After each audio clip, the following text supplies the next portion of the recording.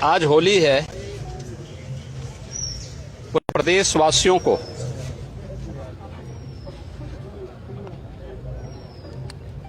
उत्साह और उमंग के इस पावन पर्व की, समरसता के इस पावन पर्व की मैं हृदय से बधाई देता हूं। हजारों वर्षों की इस विरासत को संरक्षित करके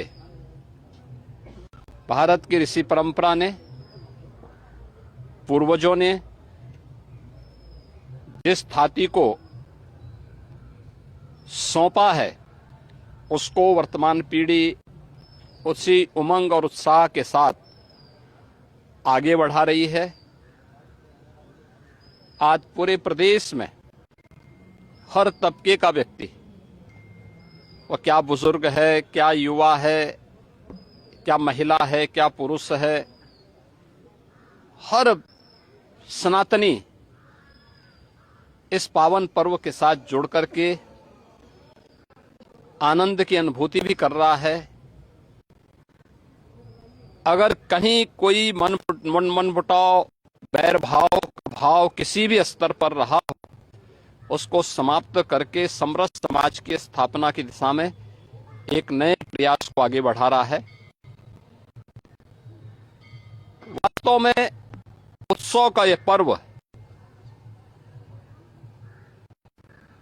उमंग का यह पर्व तब आता है जब शांति होती है, सौहार्द होता है, सुरक्षा का भाव होता है, एक विश्वास होता है।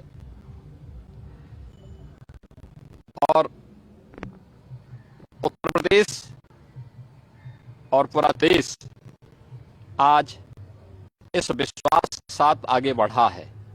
एक नया भारत का दर्शन हो रहा है। एक नए भारत, जो विकसित भारत बनने की दिशा में अग्रसर हुआ है, आज प्रधानमंत्री मोदी जी के नेतृत्व में मजबूती के साथ विरासत और विकास की प्रक्रिया का हिस्सा बना है। ये हम सब इस बात पर गौरव की अनुभूति कर सकते हैं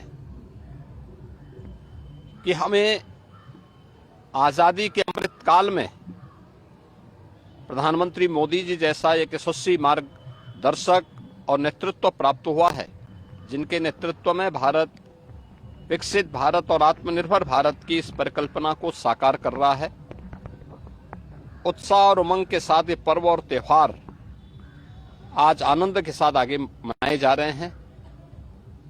हम सभी मिलकर के समरसता के इस पावन पर्व को इसी उमंग और उत्साह के साथ अनंत काल तक आने वाली पीढ़ियां इस पर्व और त्योहार को ऐसे ही आयोजित करती रहे, मैं इसकी बधाई देता हूं।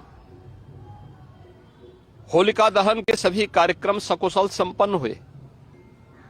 उत्तर प्रदेश में 1,61,000 से अधिक स्थानों पर होलिका दहन के कार्यक्रम संपन्न हुए और सभी शांतिपूर्ण तरीके से, उत्साह के साथ सभी आयोजन संपन्न हुए। स्वाभाविक रूप से होलिका दहन और उसके बाद भगवान श्री हरि विष्णु की एक महत्वपूर्ण अवतार, नरसिंह अवतार, समाज में जहां कहीं भी अराजकता है, अव्यवस्था है, अशांति है, उसको दमन करने के लिए,